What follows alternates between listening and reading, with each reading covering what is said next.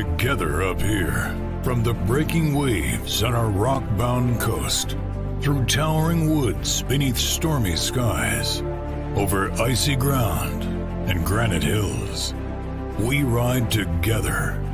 Over the bridges that bind us, the fire in our hearts that fed a revolution. Through falling leaves, across iron paths, the roll of the stirring drums unearths the humble, hungry, and fun. We ride together up here. When the lantern is raised, we answer its call, as strong as pines in winter, uniting every village and town. Whether here, there, or anywhere, we ride together.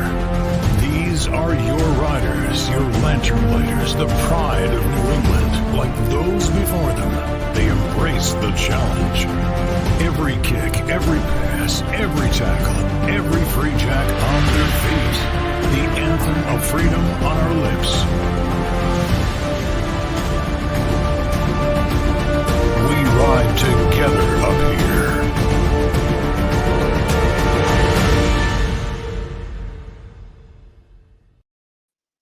Hello and welcome to the New England Free Jacks Midnight Ride Series, episode number 6 in our monthly shows.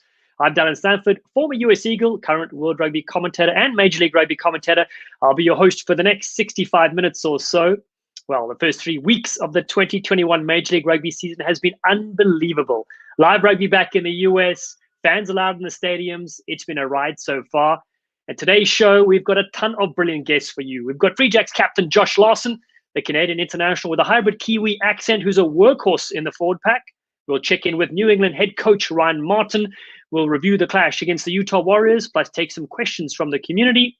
Then we have the high-flying winger Mitch Wilson, played against his brother Bailey on the weekend at Union Point Stadium. He joins us for a chat, and so does the hugely popular Tera Mtembu. The cat is out the bag. Big Tera is in America. They've let him in. And if he can connect to his Wi-Fi from his bedroom, we'll chat to him a bit later. And then to round things off, 3-time Super Bowl champion for the Patriots, a USA Rugby International Olympian, Nate Ebner drops by to join us as well. Ebner is part of the Free Jacks ownership group, so we're extremely lucky to have that legend on our show. All right, fans, some house rules. I already see some of you commenting away, which is brilliant. Please share this, of course, on all your socials. Keep spreading the love for Major League Rugby and, of course, New England. Fire in any positive comments you have. We'll pop them on the feed as we're doing right now. And lastly, send in questions for each guest. We'll get some of those answered as well. All right, let's review the first 3 matches New England has played this year with the tries scored in each. First up, an away fixture against a loaded Los Angeles team inside the LA Memorial Coliseum. Off the top there from Evan Geist, and a little planned move. They go around the fringes. The Free Jacks are over the line. Try awarded. Joe Johnston, the mechanic, gets to work. Tools flying everywhere. And he barges over for the opening try of the season for New England. Free Jacks. Solid platform there. All over the top. So excellent pass. Together we ride indeed. Odin Waka gets the ball from Aleki Morris Lome. And New England pull one back. It's good. He's good. Go to Rowan McCusker. Any old boys player in Ulster under 20. Used to play with Mystic River in Massachusetts. All driving for the line. The Free Jacks. They get over. It's Philly Tahu. It's rad, he says. Hair in the wind. High fives for the forwards. Good work from the forward pack. Giltini's an impressive 42-27 victory over the New England Free Jacks. They make history for the franchise. So that was round 1. Free Jacks going down 42-27 to the new franchise Los Angeles. But they made the largest noise in international signing department did LA, securing 2 Australian Wallabies, each with over 100 appearances for their country. They're now one of 2 unbeaten sides alongside Nola Gold. Let's take a look at the second encounter for our Free Jacks on the road in Houston at the Aviva Stadium in Texas. Peter Janssen, the man they call Tarzan from Springs, South Africa, the former Lions Super Rugby man. Clean take from the Free Jacks, looking to peel off. Eric de Jager, his countryman, with it. Can the visitors find the opening try? Bowling across and down. Boyle, Johnston able to break through. Finally brought down. Bowling quick there. Big rumble and run by the big man. He needs to do a bit more of that. Ganabauer kick through, Fife, a little footy, Fife with it, and dots it down. Substitute on the front row, they will have to make another change. You have to have all three on the front row.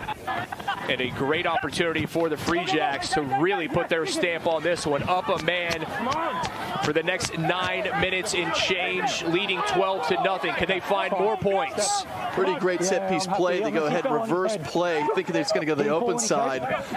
A little lack of dynamic attack there, but I like the adventurous play. Boyle inside, able to find a Lucky Morris. Dunedin native. Back to Boyle. Boyle with a little pass forward via the boot. Oh, what a catch! Mitch Wilson, the offload. Justin Johnson. And the final whistle, New England emphatic in their bounce-back victory as they take down the SaberCats at Aviva Stadium, 32-0. New England on top of Houston.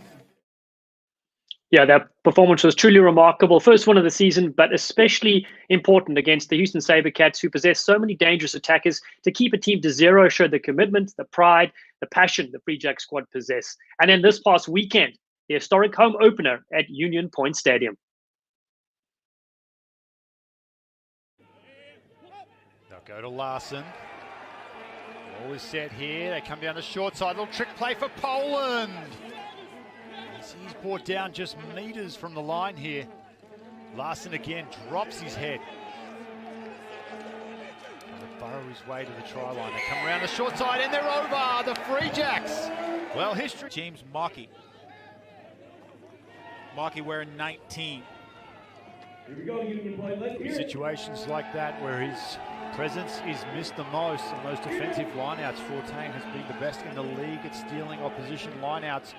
As now the Free Jacks begin to push this ball closer and closer to the try line here. What a way to start this second half. It's Fiasi. He's at the back there with the ball. Poland though will go. Boyle short side dummies. Oh! Sleight of hand from Boyle is...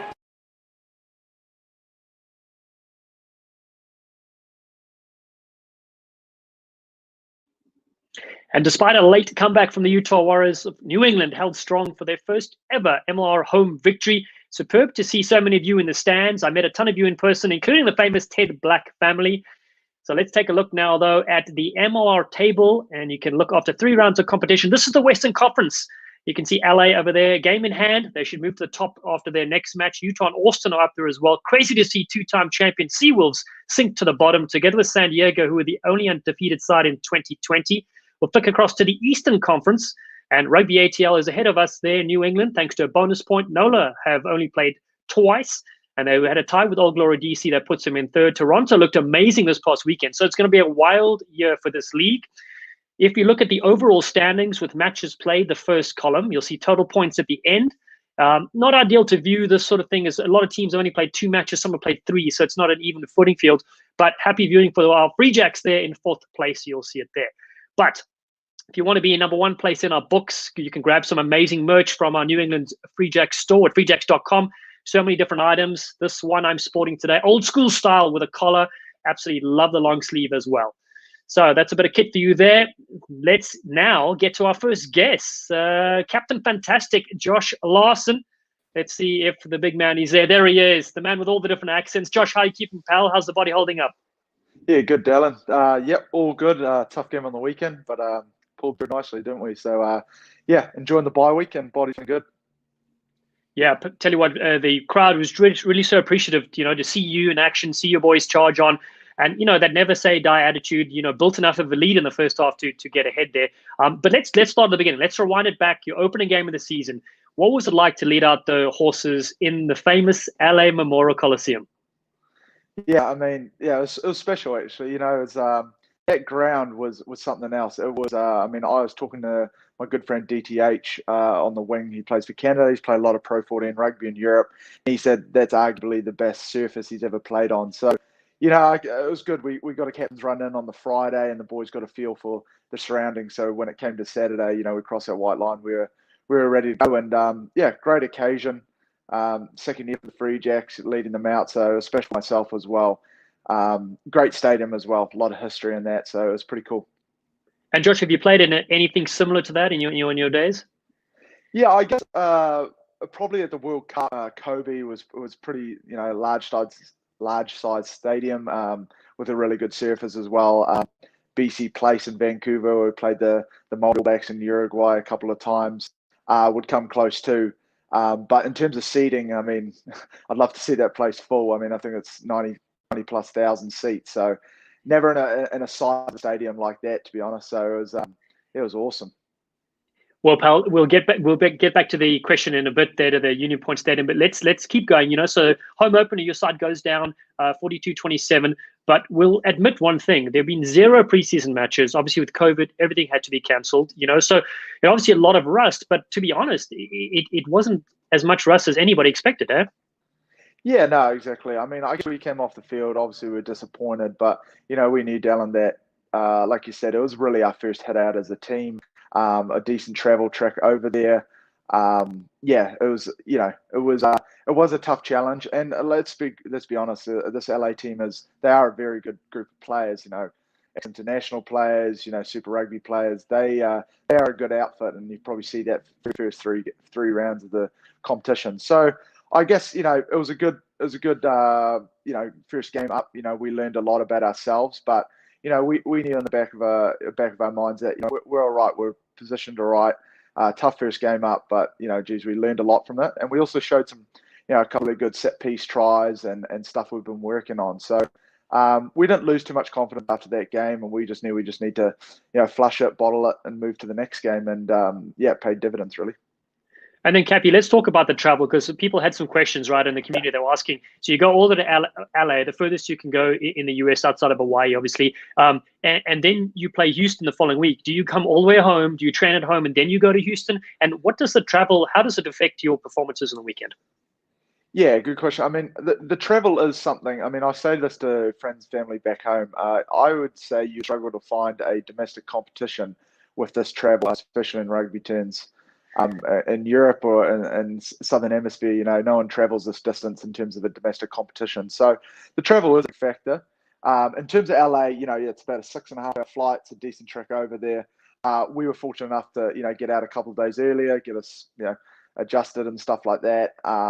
So the flights were actually brilliant. We decided as a team to come home to Boston.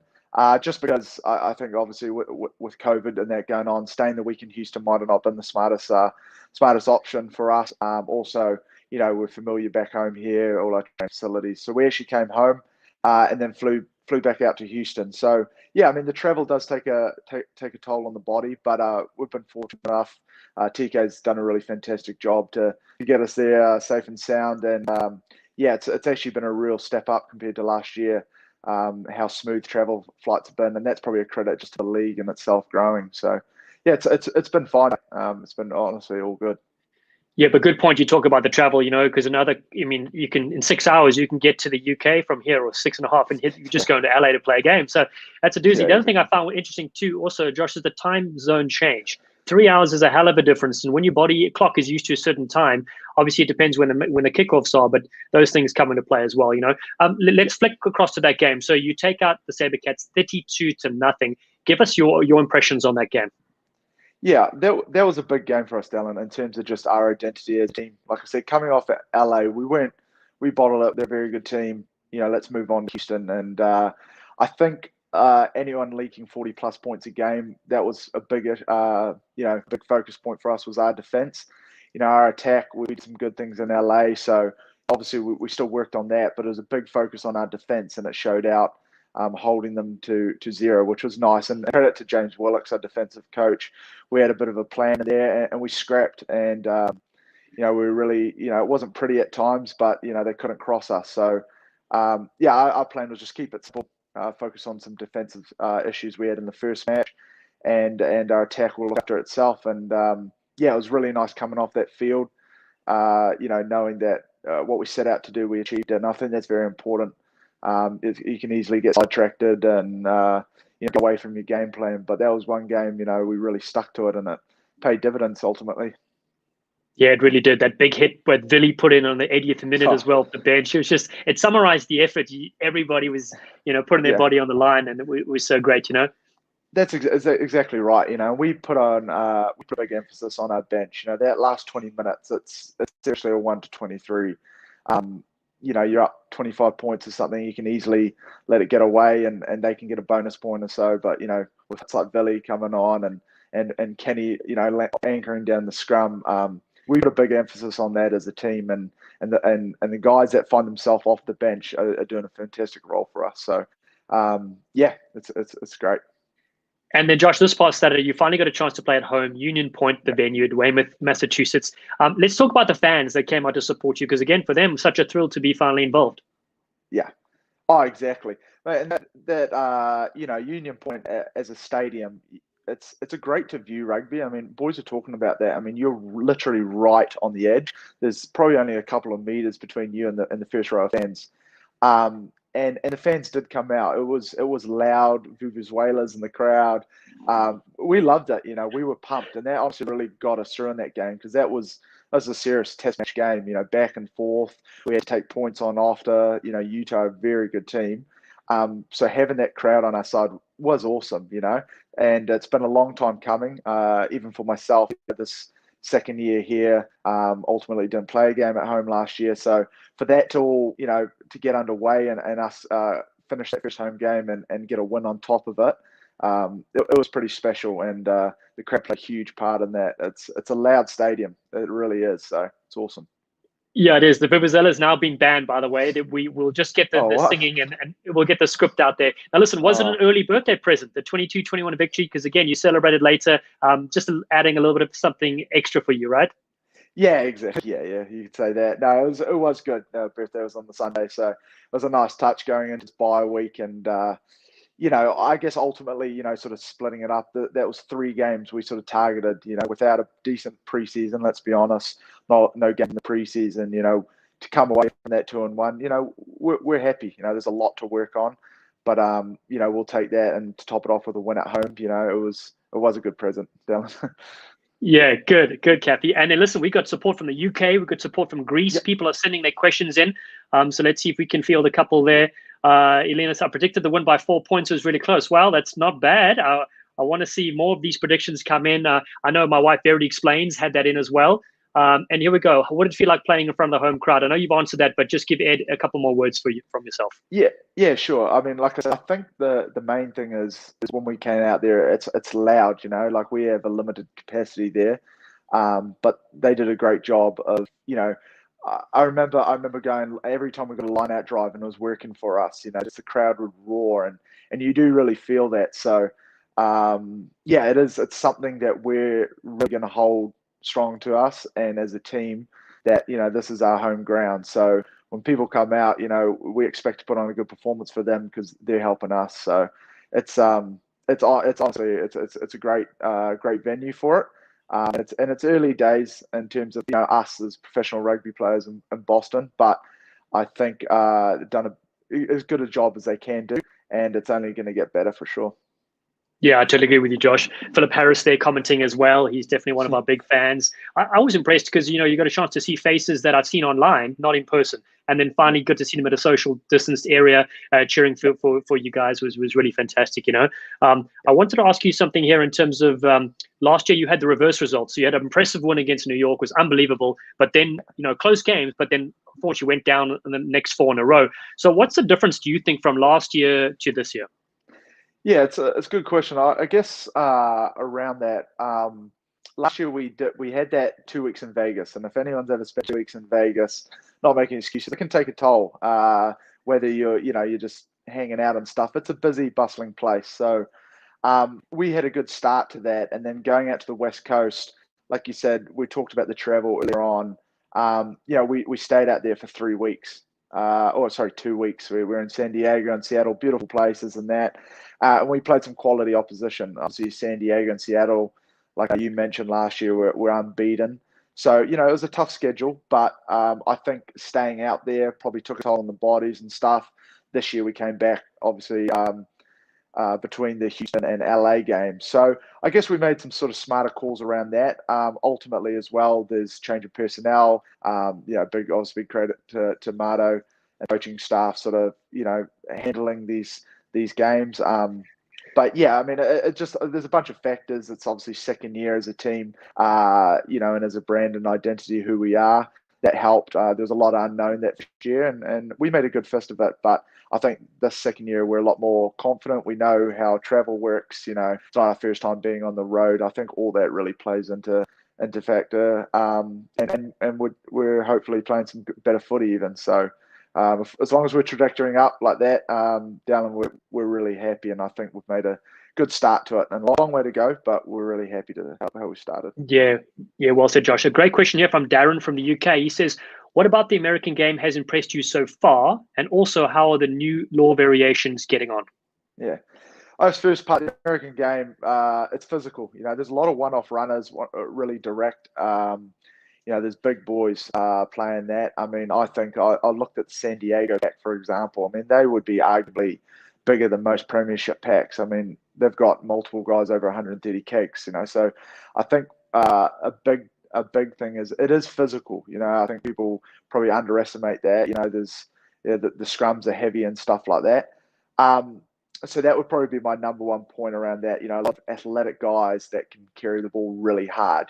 I guess some people argue the skill level's not as good. I'd argue the physicality and I'd say the athleticism would increase that quite a bit. So that's first point. So the second point was the law variations. How you're getting on with those. I know there's some are more important than others. Yeah, exactly. I mean, it is what it is. I mean, we addressed those at the start of the year. I'll be honest, I'm not a fan of the scrum laws. I'm sure people have said that a lot.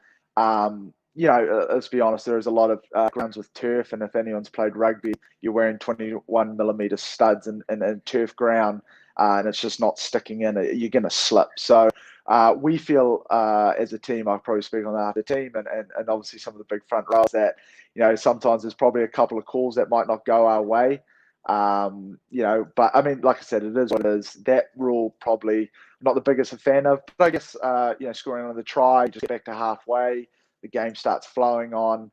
Some of those stuff are worth a crack and really good. But ultimately they're not rule changes, I'd say, that have ultimately affect game plans or anything like that, to be honest. So happy to trial and error, and hopefully MLR is leading in World Rugby, doing some stuff like that, which is exciting. Yeah, it really is. Well, great insight, Josh. Really appreciate you coming on, Captain. It's always fantastic to see you and get some words from you, my friend. Look after yourself. Rest up that body before you take the field for more battle. And thanks for everything you do on the field, my champion. Yeah, cheers, Dallen. Doing a great job, mate. Thank you. Awesome. Thanks, Joshy. Well, there we go. Brilliant stuff. Well, we also got a chance to speak to his coach, Ryan Martin, or as we call him, Ted Lasso, head coach, doing a brilliant job so far. And I got a chance to catch up with him yesterday. So let's hear what Coach Marto has to say. What a weekend. You and the squad made history at Union Point Stadium. You won the inaugural home fixture. What was that day like in your perspective? Yeah, it was an amazing day. Firstly, just the weather was absolutely beautiful. I think about 15 degrees in New Zealand speak, and not a breath of wind, and the field looked amazing. It was really nice, kind of intimate experience. The proximity of the crowd to the game, which I really enjoyed. But yeah, it was a pretty special day, really. And we're, as a team, we're really aware of the occasion, and we needed to put a performance out that our spectators and fans would be proud of. Yeah, they certainly did, and it was so great to see people in the stands for the first time in over a year. And let's of course look at that game. Utah came into it undefeated, but you did your homework and you neutralized their potent pack. Let's talk through the highlights against the Warriors. Yeah, so Utah, I was really impressed with their two opening games. To be honest, I thought they're a good, solid team based around a pretty hard-working forward pack, and there's some really big bodies in that back row especially. So we were under no illusion around how good they're going to be, and you can see there they scored a nice try early on in the game. But what I was proud of with our team is we just stayed really composed and just waited for the momentum to swing back to our quarter. And here we worked a little special just to let them know that they're not only going to have to mark the drive but also the space. And then that kind of opened up the ability here for Joey Johnston, who sneaks over for the first try on Union Point in a Free Jack jersey. So that was pretty cool for him, a pretty special occasion. And you can see there what I like is I got my wings running in right from the edge of the field to come and congratulate the forwards for how hard they're working there. So to me, that was a great sign. I thought Wox was striking the ball really nicely off the tee as well. And you can see just chipping away those penalties are really crucial for us to build a little bit of scoreboard pressure, which led us into, we're sitting pretty comfortably at halftime. We were feeling really confident in our little tent when we had our team talk at halftime. It was nice for the forwards here to get an early drive on again. They've been working really hard on it, and you can see here that it's a good weapon for us. And I was really impressed with Harrison Boyle here. Thought he had a really good tactical game. And you can see he'll come around the corner and manipulate a little bit of space with Dougie. It's pretty special for Dougie to continue the try-scoring ability he's had. I think he's leading the competition in carry meters as well. So he's having a phenomenal start for the Free Jacks and really putting his hand up. Once again, Wox with his kicking, striking really nicely there. So that kind of put us into a pretty good lead in the second half. What I was probably most impressed with our team is we changed our tactics as the game was going. So we started playing a little bit more test match. What the Utah coaches will be really excited about is their team kind of just kept the pressure on, and they never really gave up. They kept chipping away, and obviously from here they end up getting a penalty try under the post from their line-out drive here, just coming up now. So this is a pretty crucial moment. Obviously getting a penalty try gives them the 7 points straight away, and it's a quicker version of a kick-off as well. So they kind of save themselves a little bit more time to get back into the game. But I was really proud of, at this point, Kenny comes on and shows his experience and helps the pack kind of get around the field with 15 minutes left. And it would have been easy with the momentum going Utah's way at this part of the game for us to almost crumble a little bit. But you can see here with Mikey Teo, that's a brilliant try, a little bit of individual class from him. So we're pretty happy overall. As you can see, they're a very good team, and I wouldn't be surprised if they'll be leading the way in their conference. And what a nice moment for Joe to get on TV as the man of the match as such. We've been really impressed with the way he's playing. He's building a really nice combination with Vian and JJ in our back row, and I think we lead the competition for breakdown turnovers as well. So those two are going really good. Yeah, Coach, stunning win. Congrats again, of course, from the community and everybody that was there. I know they have a lot of questions as well, so we might as well get to it. So questions from the community. We have one of them come up which says, what does an average week look like for a Free Jacks player when you're gearing into a match? No, that's a great question. So Monday, we put a huge emphasis on reviewing and then previewing the opposition. So we spend probably, as a group, maybe 4 to 5 hours going through the review process and making sure we sign off on the areas we wanted to work on. And then we'll preview the opposition. We'll have a look at where are the chinks in the armour, what can we do this week? And then we put it out into a learning mode. So we go out and basically walk through what we're going to do for the week. And then the players will have their gym sessions on a Monday. A lot of emphasis on recovery as well. So they'll get some chiropractor work and some massage. So Monday's quite a nice day, but it is a huge emphasis around learning. We really stress that to our team, that we want to be the team that learns the quickest. Then a Tuesday is what we call a double day. It's pretty big day. So the players will come in early in the morning and we'll have strategy group meetings, and then they'll have gym and unit rotation. So when the forwards are in the gym, the backs are with me doing their skills, and then we flip them. So the backs go into the gym and the forwards do the same. And then we'll have a short lunch and we drive down to Union Point and put all the stuff from the Monday on the field that we want to be able to nail. And that's usually quite a heavy contact session. And then generally Wednesday would be off, so to refresh it up. And then Thursday you'd have another double day. And we tend to use Thursday just like play rugby. We let the game be their teacher on a Thursday. So they'll do their gym units in the morning, and then we'll just play in the afternoon. And it's very much match simulation. And then on a Friday, we'll have our captains run and strategy meetings again. And obviously, we're ready to go on the Saturday after that. Yeah, that's full on, Well, that's great insight, Coach. We really appreciate that. Another question we had from the community, of course, is, there's a few big names that we had signed earlier in the season, but are still waiting to come up here. Are there any updates on some of those overseas players? Yes, I'm happy to say that Tera's arrived. He got here on Saturday night after the match, so he's just in his quarantine period at the moment. So he'll be joining the team when we obviously come back into the preparation for NOLA after our bye this coming weekend. So that's pretty exciting. And he's already he's come in with a great attitude and knows where he's going to fix a few things for us. So that's pretty cool. And we're still waiting on Tuadraki Samavodro. I think he's arriving middle this week, so he'll do his quarantine period and then be available as well. And probably the last two big ones are Jack Ram and Andre Voss, who we're still just waiting on visa requirements. But all in all, we also get Tom Brasadi and Sean Jacobian will come back from injury, so we actually start to get a lot healthier, to be honest. Yeah, and what a boost as well, having some of those players come back who, haven't seen much action, or even like guys like Tera coming through and just eager to get going. So that will revitalize the squad, And then the rest of the squad, health-wise, any big knocks and bumps from the past couple of weeks? Yeah, the bye's come at a great time for us. We kind of targeted these 3 games like a mini season in a season, and had a real test match mentality about us. So the boys are pretty banged up. We've been playing pretty physical. The boys enjoy the breakdowns. So other than just muscle soreness and fatigue, we're actually very healthy. And as I mentioned, to get those 2 boys back from injury as well is pretty special. So we're in a really good space. The boys have got 4 days off here in the bye week, so everyone's going to come back super fresh, I think. Yeah, that's great. And then on a personal note, any more tales about your American life over the side, coming across from NZ? Yeah, I was lucky enough to go to the Red Sox game yesterday.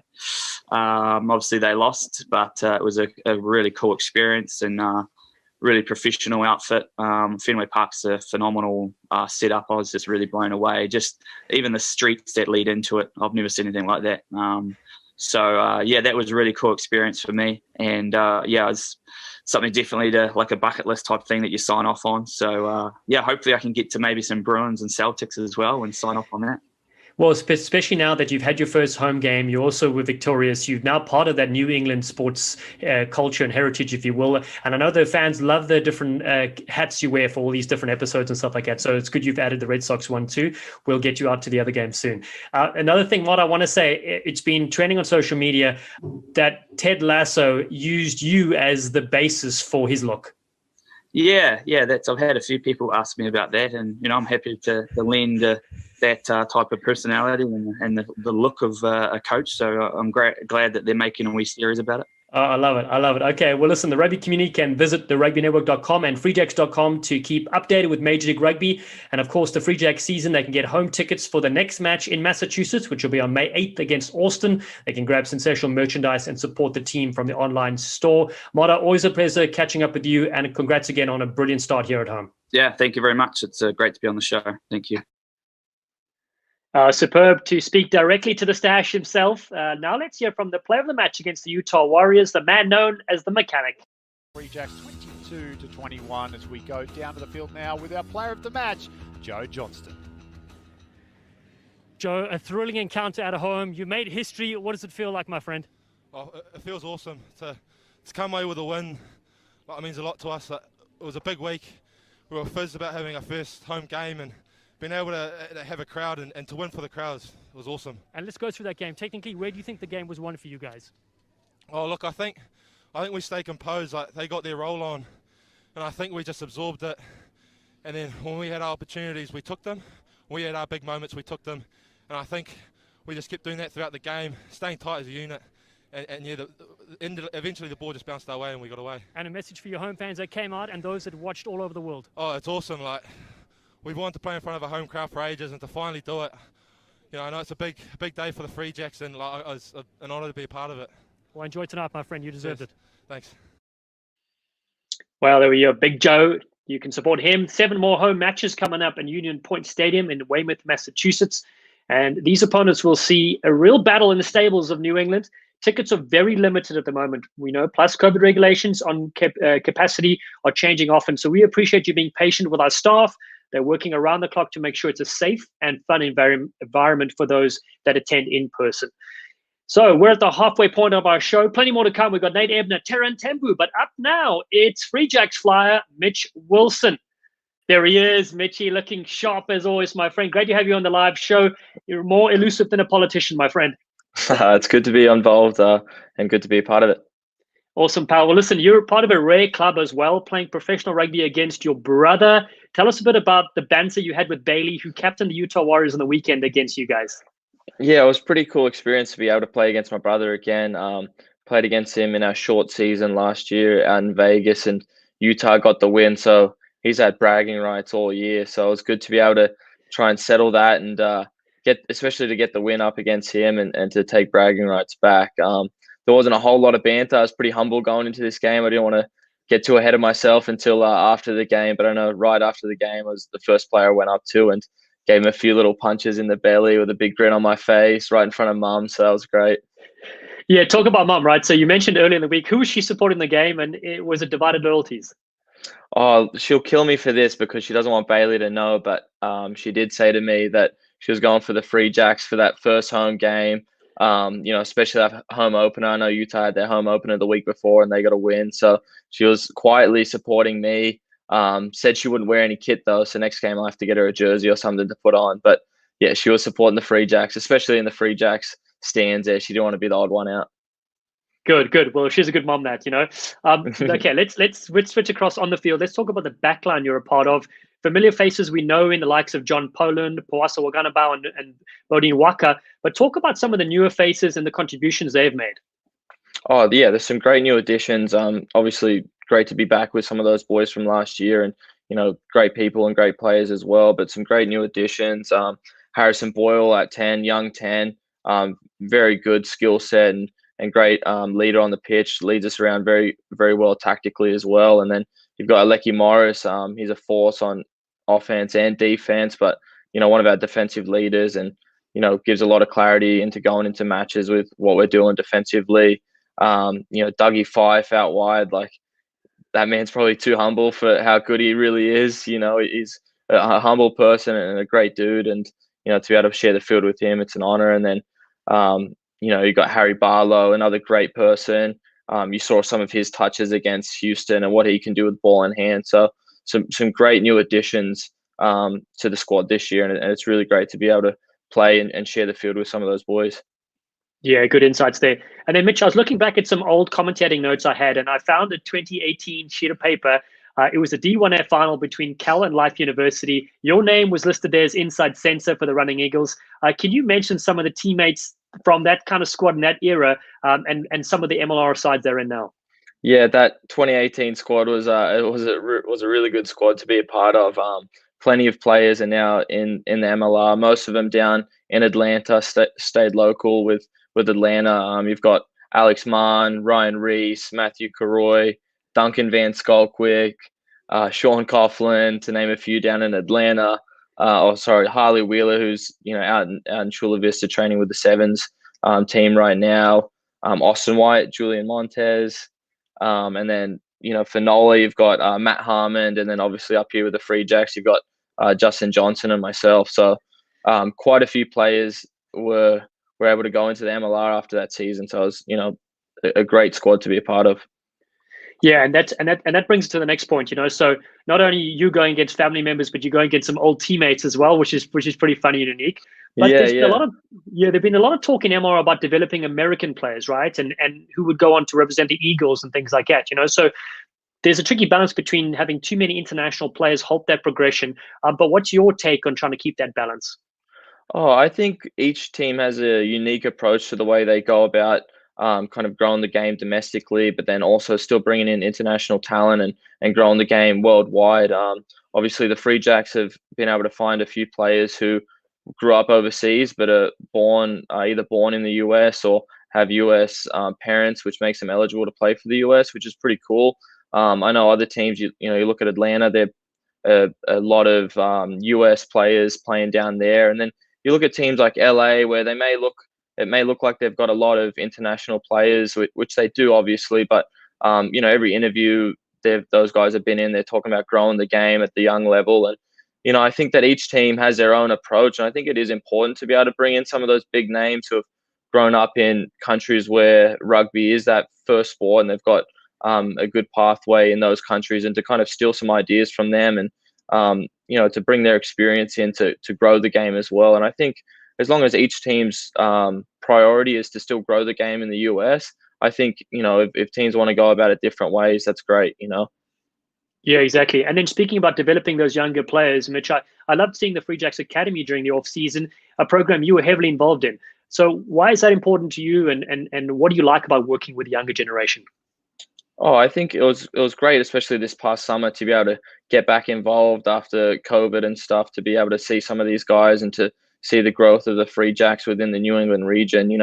I think I was just excited to get to know more about rugby up here in New England and to see what it was all about. And, I think the Free Jacks is, a franchise that is heavily focused on growing that youth program, and to have those youth teams in different regions of the New England area. And, I actually really loved being a part of it and get to know those people. And I think it's good as well for those young guys to have players and coaches that are approachable, and they're able to, know myself or know the coaching staff on a personal level. And, that really starts to grow the game in the area, and, it keeps those guys excited and can see where they can potentially go next after, they graduate college and stuff. Yeah, I love seeing the younger kids in action there. And as you said, they look up to you. They know that you're playing on TV. You're big time, but you're there helping them, and so that's always special. I love when players get involved there.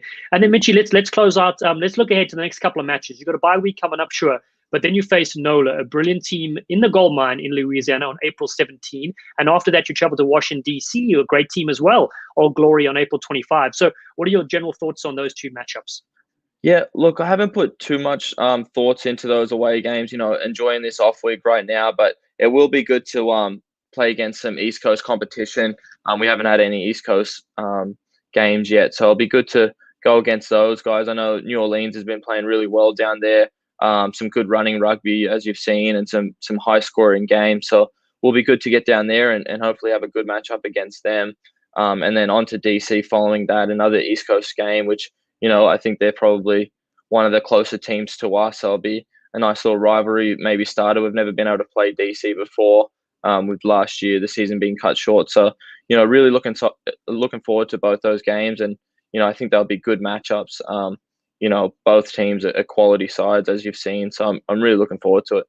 Yeah, brilliant. Well, listen, Mitchie, we want to thank you for your time, your passion, and all the best for the upcoming fixtures. Rest those goose-stepping legs of yours this weekend, and we'll catch you soon, my friend. Thanks, mate. Appreciate it. Awesome stuff. Well, there he is, Mitch Wilson. What a bloody legend. Well, I know the New England Free Jacks want to thank all the amazing partners who have teamed up to showcase this beautiful game that we love so much. We have partners in Delta, Sports Digita, OFX, Catapult, Summers Pub, Baxter Brewing, Boston Sports and Shoulder Center, Vermont Flannel, LaSalle University, Wave, Giant Pro Graphics, Paladin, Rhino Rugby, The Rugby Shop. Broadcast partners are NESN, CBS Sports, and FS2. Some fantastic folks and partners there that are bringing the values. And a special thanks to the US Army that were on site at the match this weekend. They were helping out wherever they could. Just a wonderful partner, as are our others as well. So that's absolutely fantastic to have all these folks involved. And then I was very impressed, of course, all the fans this past weekend wearing their Free Jacks merch. If you haven't been to the store, check out freejacks.com, get your items. You can get some brilliant long sleeve jerseys, short sleeve stuff, anything you want. There's more in there than my wife has in her closet, which is hard to believe. Alrighty, switching gears. Well, the biggest news this week isn't the final season of Keeping Up with the Kardashians, but it's Tera Mtembu is in the country. His internet connection is on par with his visa application abilities, which has been pretty slow. So we did receive a few videos from him answering a few questions. And trust me, he's more energetic on the field than he is on the camera. So here is the former Shark sensation, New England Free Jack, Tera Mtembu. Yeah, I finally made it to America and Boston. Pretty excited. Yeah, it was a long wait with the visa. It just took forever. But fortunately, all is good now. And yeah, just itching to get started and meeting everyone. I've got about 3 days left for isolation. And I've been I've been doing like home workouts, doing some mobility and, and like 4,000 push-ups. No, I'm joking, but yeah, just doing home workouts, just to get the body moving, get the body mobile. Not the same as running, but yeah, it's better than doing nothing, I guess. Two things stand out for me. I think firstly, defensively, how the guys scrambled. It's amazing to watch. There's this mindset of not giving up. There are in any team, I guess, there will always be system errors, and then it's how you react after that, which is brilliant to watch. So yeah, the guys scrambled very hard, and I'm sure the numbers are quite high, so I'm not too sure what they are, but the scrambling really is a standout for me. And even from the first game that we lost, how we just never stopped playing, playing for the full 80 minutes, no matter what the result is, which is really, really encouraging. And it looks like there's building something very strong, very solid, of not giving up and playing until the end, and just having a go and expressing ourselves. Yeah, there's a few guys. There's obviously that I know of, and a few of my friends. Cecil Africa is a good friend of mine. Been chatting to him. Looking forward to playing against him. Joe Peterson, so they'll play together in the same team. There's obviously also other guys that I've played with in South Africa or know from South Africa. Tyler Fisher as well, just missed him. We played against them last weekend, but yeah, there's a lot of South Africans, and I think there's more to come. I think that question should be for Josh and the management. But yeah, obviously first things first is to get to meet the guys and train and get myself in a position where I'm in contention to get picked. I'll give off my best, and we'll have to wait and see, I guess. That's a very good question, and I'll split it, because I was fortunate to play the sevens. I thought Cecil Africa was definitely the most gifted player I played with or trained with at the sevens, and I've just been a fan of him, watching him after I'd met him and became a friend of mine. He just makes things look easy. He just has so much time, which is really, really brilliant.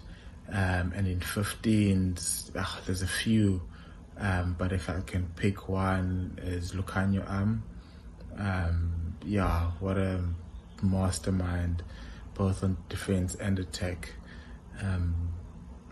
And he just never seems to get fazed by anything. But yeah, he definitely one of the most gifted players I've played with. To the Free Jacks fans, I'm looking forward to meeting you guys and see how you guys get pumped up for your team. I'm gonna try and give off my best and add value wherever I can, and just contribute to what has been started. And you guys are definitely part of this journey. We're building something amazing, something strong. And your support through the good and the bad times is crucial for us. I hope you guys welcome me, and I'm looking forward to it. Tera, we welcome you, my friend. I know you probably can't watch this because your Wi-Fi is so terrible, but I know he had a vuvuzela behind his back there, so he's very loud if you actually meet him in person. Big Tera, welcome, my friend. All right, champion. So the Major League Rugby season has seen many coat hangers. We're just 3 rounds played. Here are the results, starting with the first round. You saw it was New York that upset San Diego there, and Rugby ATL continuing their 2020 form. They took out a strong Arrows outfit, and Houston tied 26-all with NOLA. So then we flick across to round 2. And we had Nola made a huge statement, including LA, who put up 50 points to 7 against Seattle after 49 minutes. DC produced a very important win over Rugby ATL, and that was round 2. And then flick across to round 3. Past weekend, we saw a couple teams had buys. Toronto bounced back, and so did Atlanta. And Austin kept Houston scoreless and won the Texas Cup, so they have bragging rights there. So lots of different action, lots of things happening there. Well, coming up soon, we have 3-time Super Bowl champion Nate Ebner. But before that, I spoke briefly with his former Patriots teammate and co-owner of the Free Jacks, Patrick Chung. Let's go down to the field now. Dallen Stanford joined by Super Bowl champion Patrick Chung. Yeah, it's a tight affair here. Let's get to rugby. You're famous on the football field, but what do you love about the sport you're seeing today? Honestly, being here, it's just like football. I mean, it's different watching it on TV. You don't hear the communication, but I'm on the sideline. These guys they're talking the whole time. So you can see some brotherhood, camaraderie, family, physical, constant action the whole time. There's no breaks like football, so I like it, man. It's constant action. I like it a lot. People want to know, what position would you play? Ooh. Everywhere. Yeah, probably everywhere. Well, there he is. Short little words there with Patrick Chung. Well, we're going to chat now to Nate Ebner, absolute legend. I caught up with him this morning. We also figured out what position Pat Chung would play. You have Nate Ebner on Free Jacks Live, number 43 for the New England Patriots from 2012 to 2019, and team captain of the New York Giants last year. On the sporting field, he's so scary, Freddy Krueger has nightmares about him. Nate, thanks for joining us, my friend. How are you, pal? Hi, you're welcome. Thanks for having me. I'm good. You always got the best one-liners, man. Got to keep that going. You're setting a pretty high standard for yourself.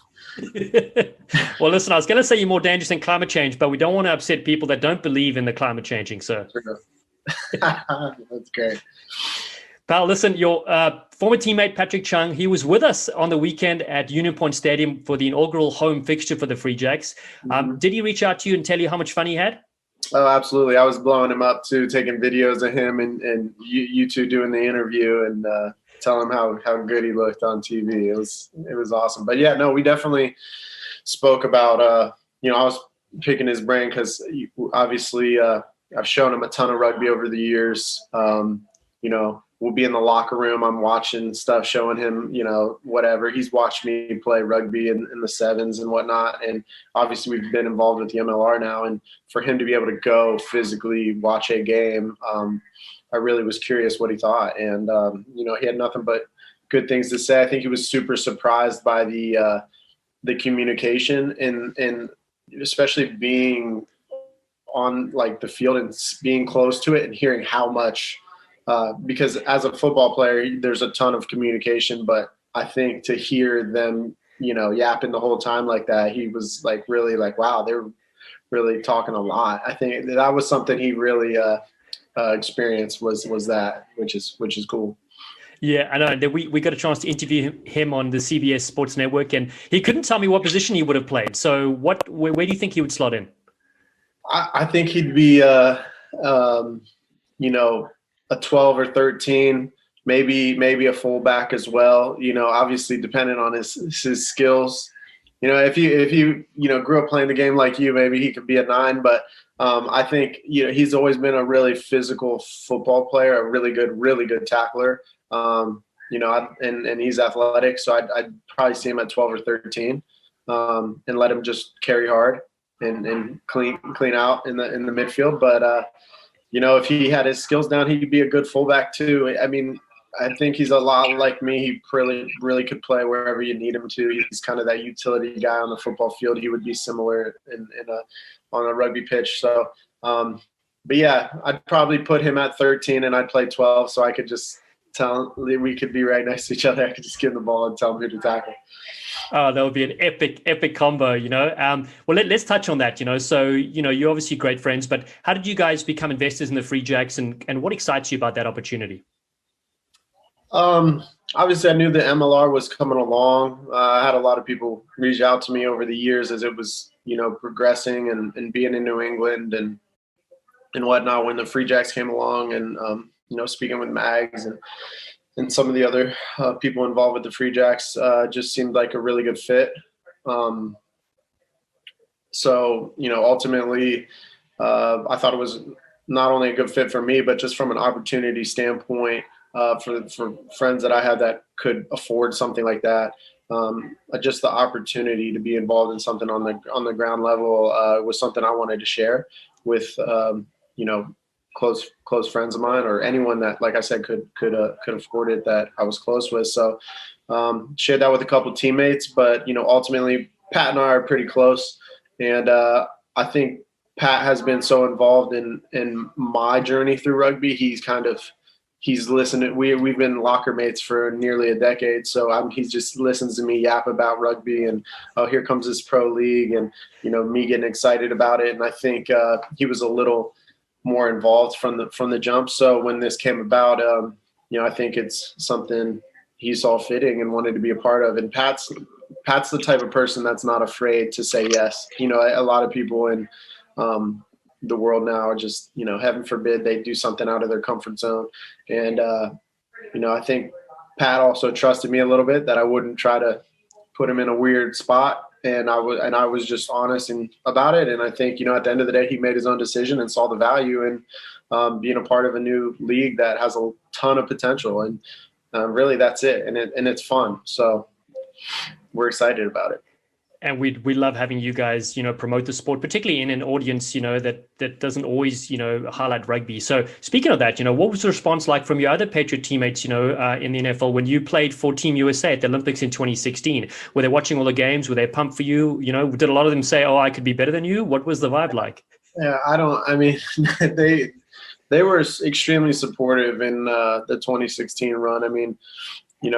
I got to applaud Bill and the Patriots organization for not only allowing me, but when the Olympics came on and I made the team and we were playing in the games, Bill kind of stopped everything to take the 20 minutes or 30 minutes to not have meetings and watch us play on the big screen in the team room. So they had the whole team kind of gather in an assembly and watch us play. And I think they got a kick out of it. They had no clue what they were watching, but I think anyone sees you run through and touch that ball down, they understand you scored. So they got juiced. And I think, a lot of those guys, I got to speak to the team about the journey and whatnot, coming back home, obviously upset we didn't medal, but just what it took to play at that level. They know me from all the years of working with me as a teammate and how I'm a hard worker. And I think when I sit there and really put the rugby fitness standards on a pedestal as I did, because it is what it is. It's such a difficult sport at that level that they probably had a lot of respect for someone like me to be saying that about how hard it was. I think just the whole experience was fun for them to watch, and they gained some new insight in a sport they probably didn't know much about. And they probably realize how tough it is, and ultimately though, man, they were extremely supportive. And I think a lot of guys would love to try, but here I could get Pat out on that field, but some of those others, they say they want to, but would they actually go out there? Who knows? But yeah, hopefully one day I get Pat out there. Maybe we'll be in a B-side game with you. We'll play somewhere in a club game or something. Oh, that'll be great. We can even make a rule that, people can't tackle us, but we can smash them, they can tackle me. That's fine. I'm fine with that. You'll get rid of the ball before they hit you. That's true. Well, I was going to the men's camp with you, and I was like 16 years old. I was super young. I'm like, man, this little guy is so silky, but nobody ever touches him. But you had gloves on, so I was like, shredded. Come on, why did you have to go there? I mean, I know that my kit was always clean after the game. People questioned that. They were like, you just played an 80-minute rugby game. But with you and Pat on the field, I'd be finding you all the time, left, right, and center, Yeah, I would just give it to him to let him get banged up. Exactly. Now, speaking of finding people on the field, there is a question from the community. They asked a lot. They ask if Tom Brady likes rugby and if you even chatted to him about the sport. Yeah, I mean, we talked about it. Obviously, he put out that video supporting some friend in South Africa, and not realizing, I think that, the Rugby World Cup was this massive event. And, so we got that right. After that, we learned a lot about American rugby, and I think he looked at it a little bit, but does he know much about it? I can't say he really does. I don't think he's been super involved. I'd love love to sit with him at a Free Jacks game and talk him through what's going on, though. There we go. Now we're talking. We'll have the VIP tent set up. We'll have everything there to go. You just tell us what you need. Right. Val, okay, well, let's go into your rugby career. So remind us again, at what age did you actually pick up rugby ball, and what impact has that sport had in your life? I mean, I picked up a rugby ball as early as anything, 6 years old. I mean, my mom used to tell me she'd take me in the what's a stroller? Yeah, I was in a stroller at my dad's rugby games when I was a baby. So I mean, I was on the sideline in a stroller. It's just kind of something that's always been a part of my life. It's not something that one day in high school a friend pulled me in. I mean, rugby has been as ingrained in me as, being born in Ohio. Like, you know what I mean? Being from the Midwest. It's just part of me. So I got loads of experience, but, as a young kid in the 90s, really, there's no one playing, so most of my experience was in men's club rugby in the Midwest. So that's really where I got started. And if you talk a bit about the impact that sport has had on you, obviously you've had an unbelievable journey in American football, but like what sort of things has rugby kind of taught you, and what sort of values has it given you? Man, that's a big question. From the jump, I think the fitness level for me, if we're just talking physical stuff first, the physical level for me, fitness level for me anyways, the more fit I am in whatever sport I'm playing, the better I'm going to be able to play, and the more I'm going to be able to push the pace in whatever I'm doing.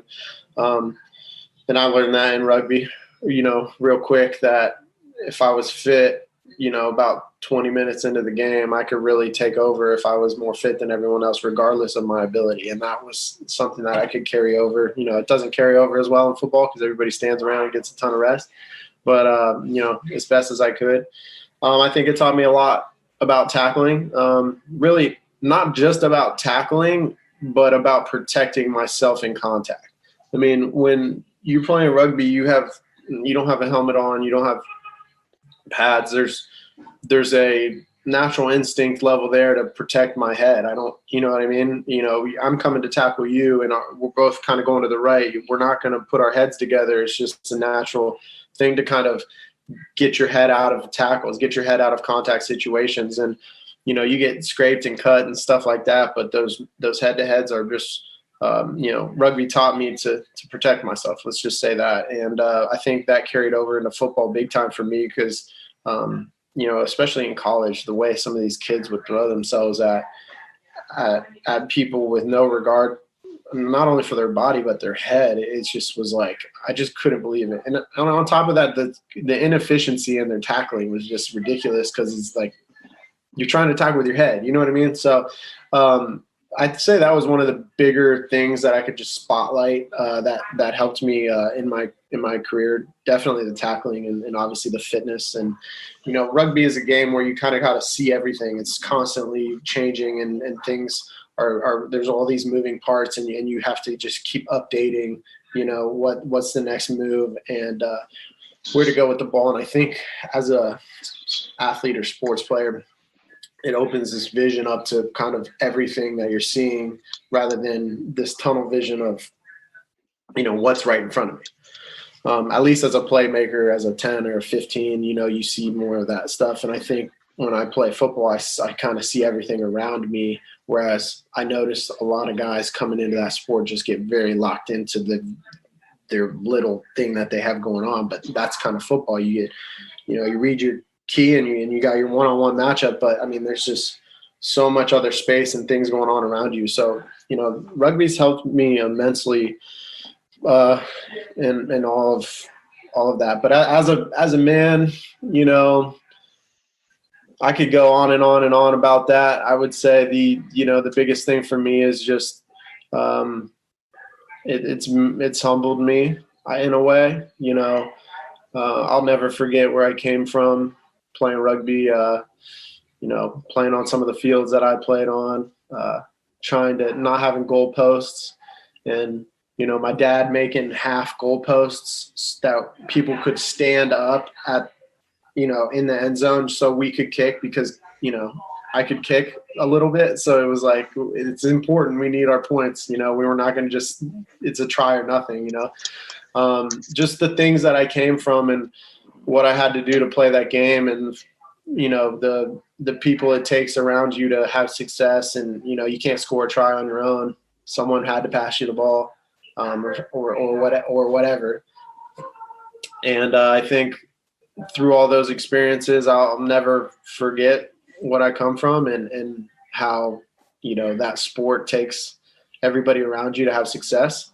And, I think being in the NFL, seeing some of these major sports, you get a lot of me guys, a lot of people that I think truly believe that they do everything on their own. And I just can't relate to that, and I never will. And that's because of rugby 1000%, because I know every try I ever scored, or every try I assisted someone else in scoring, there were other people involved. And, that same goes for football. I mean, there's, 11 guys on the field, there's 10 other guys doing their job so that you can get it done. And that part of our culture in the U.S. and sports especially, I hate how much it becomes such a me guy attitude. And I wish we could change that. And I think, for sure rugby is something that has made me humbled. And I'm so appreciative for that, because I see how it is, and I don't ever want to be like that. So. Well, and I love that you're sharing it as well, by investing in the Free Jacks and by promoting the game, you're sharing the love for the sport, so other young girls and boys can pick up a ball and get those, and, as a byproduct, get those values, as well as the camaraderie and the friendship and all the great stuff that comes with it. Now, I want to touch on another point here. You're also one of the most famous American Jewish rugby players. Now, I know Zach Test, Kevin Swift, and myself, we tried for years to try get you to play in the Maccabea games in Israel, and understandably, you've been fairly busy. But what I do want to say is, at the 2013 Maccabea games in Israel, Dave Rosinski, Buzzy, got us a Finish Strong wristlet, and we each wore it. And we know it was a tribute to your late father, who is a big part of that community. And I know that it's a big part of the book you recently wrote. It's in the title as well. Could you tell us a bit about the book and the inspiration behind writing it? Yeah, for sure. I mean, well, first off, my dad played in the Maccabea games in '89, and that's something I've always wanted to do. I haven't written that off yet. I'm old. I'm not that old yet. But I got to get you out there. Kevin, somebody's got. I'm in. If you're in, I'm in. Kevin's in. I know Zach's in. Well, no, Zach will coach us. Yeah, Zach's got to coach us. But as long as we're all there, I definitely want to go. I actually got to go on a trip with Mr. Kraft to Israel a couple years ago, and that blew me away, and I would love to go back there after that experience I had. It was fantastic, and to play rugby at that would be just icing on the cake. So no, I definitely want to be a part of that. That was huge for my dad. I think that was one of my dad's prouder moments as a rugby player. He wasn't much of a representative guy. He was big on I love the game. We'd play on Saturdays. He'd join the B side. He'd put the other team's jersey on just so he could go out on the field and beat up his own guys. He just wanted to play the game. So representative rugby really wasn't, his thing. But, I know he took a lot of pride in not only being Jewish, but being able to represent the U.S. in the Maccabea games. And that was something I always kind of wanted to do and still want to do if the stars align. But like you said, I've been busy. But no, the Finish Strong, that was an awesome honor for you guys to wear that, by the way. Thank you. But yeah, I mean, that was kind of my dad's mantra to me. Ultimately, when my dad passed, one of the last workouts we did prior to that was like a rowing workout. And, he just was, how the rower can get, he was just in my head about, finish strong, come on. Cause you know how the end of that stuff goes. And that was something that really resonated with me. And then when, he died and I had to give a eulogy, that was something I spoke a lot about. And really, when I reflected on it, it was something that was a message of his that he always was saying to me. So ultimately, in reading this book, I had been wearing this bracelet for the last, 10 years or so since he's passed every day. And it was something that, obviously was kind of a no-brainer when you think about what the book was about and, what that meant to me. So that's what we titled it. It's, Finish Strong, Father's Code and the Son's Path. And basically it's about, my dad and our relationship. It's about rugby. It's about my journey through sports, through playing rugby as a youth to walking on to Ohio State, not really playing football at all, none in high school, just kind of pee-wee stuff. And then walking on to Ohio State and getting drafted and going to Super Bowls, and then kind of transitioning back to the Olympics and, going back to football again, and just kind of that whole journey. But really that foundation is rooted in my relationship with him, and ultimately giving credit to the fact that, I was able to do pretty cool, amazing things. And I gained that strength through such a strong bond with my father that really gave me, like I said, strength to pursue those things, and a mental fortitude and an attitude about the way I go about things that, he kind of created within me. And, we talk about that bond and how strong that relationship that was for me, and just the importance really of not only father figures, but parents in their children's lives, and, how impactful those relationships can be on these young people. So, if anything else, it's an honest, genuine take on my life. And I like to think it's a humble experience through my journey, and really hopefully gives a lot of credit to my father and everything he did that I see that just helped me through everything that I've gone through. So. Yeah, Nate, it's an inspiring story, a real, and one that we've got to see, knowing you over the years and things like that in the rugby community, and of course the world as well. Now, final thing before we let you go, do you have a message for the Free Jacks squad as they continue to be workhorses in Major League Rugby 2021? Man, keep doing what they're doing. I mean, I would just say to try to continue to improve each game like they have been. They had a tough one last week, Utah didn't make it easy on them, but just continue to see improvement and try not to take steps backwards. I mean, just if you can look back on this season and see where you started, and to the end where you're ending and how you're playing rugby, getting rid of those early season mistakes and really not only coming together as a team, but just getting those small things right. Each game, trying to improve that. If you just focus on that, I mean, a lot of stuff will take care of itself after that. So I would love to see the continued improvement. It's been fun to watch. They've been playing some inspiring ball. Man, watching them defend their own goal line in the last 2 weeks has been phenomenal. I get juiced watching it. And, yeah, man, just continue to improve week in and week out. And we're all watching, and we're excited. Nate, that's awesome. Much love to you, my friend. It's so good to hear from you. And I know the Free Jacks, the community, rugby in general, the world, thanks you for everything you've done, pal. You're more elusive than Bigfoot. Man, I knew something was coming. Thanks. I just got to stretch it up there. You heard Nate's going to be playing rugby soon. He wants me back in the groove, so I'm going to have to get fit and join some of the Free Jacks trainers. Well, what a champion Nate Ebner is. He's as tough as Nicolas Cage's face. And if you want to catch up and get some gear, you can go to the Free Jacks store, home and away jerseys. Look at those sleek sensations. Support the Wild Horses on their journey to Major League Rugby glory. You can follow the team, of course, on all our socials. Continue to spread the good love of the game to new audiences. These are home and away fixtures for the rest of the year. Well, folks, that brings us to a close. Our episode number 6 is in the bag for Free Jacks Live. We spoke to head coach Ryan Martin, captain Josh Larsen, players Mitch Wilson, Tera Mtembu. The Tera is back, plus the legendary Nate Ebner. You can visit freejacks.com. You can keep updated with all your Major League Rugby news. Keep up to date with New England. And visit the Academy. You can look at our 3 podcasts, Full Contact CEO with Alex Magleby, Blood, Sweat and Beers, and The Pathways. Tickets and merch, everything else await you there. So please keep safe out there. We'll see you on the socials in May for our next live show. And as they say in New England, let's ride. They'll go to Larsen. Ball is set here. They come down the short side. Little trick play for Poland. He's brought down just meters from the line here. Larsen again drops his head. Burrow his way to the try line. They come around the short side and they're over. The Free Jacks. Well, history. As now the Free Jacks begin to push this ball closer and closer to the try line here. What a way to start this second half. Feisty.